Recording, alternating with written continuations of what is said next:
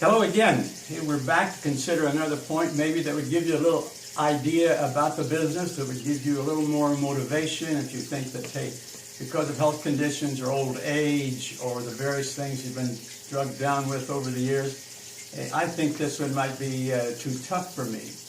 But there was a situation a few years ago, and there was a book out about this fellow that he had climbed Pikes Peak, and it was only took him a few hours, and I didn't think anything special because I'd never climbed Pikes Peak, didn't have any idea how long it might take.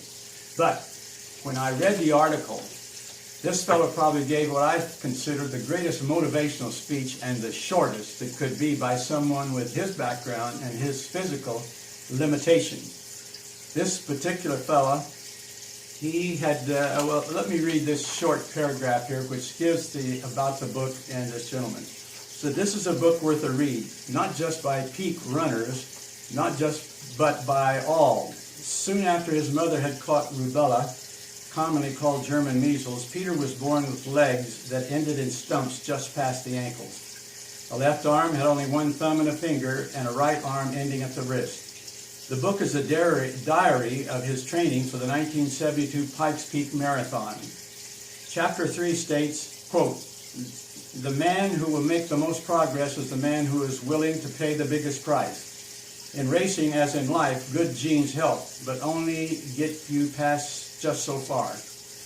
Rich parents are handy too, but they can only buy you so much.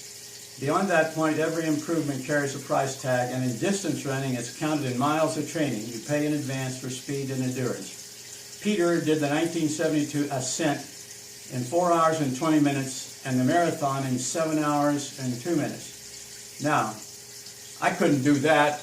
This person had no feet, one arm, and the book was called Come Run With Me, but Pete Studwick was his name.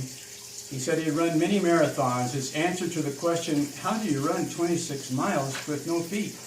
How would you do that?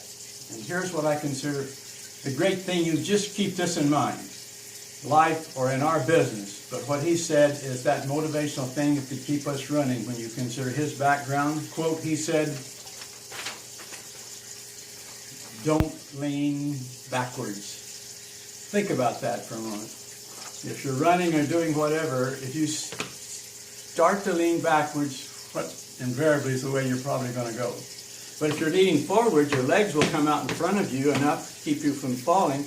And once you get that started, pretty soon you realize the farther you go, the harder and faster you're able to upright, and pretty soon you can run not only a marathon, but this financial marathon that we call life that we're in.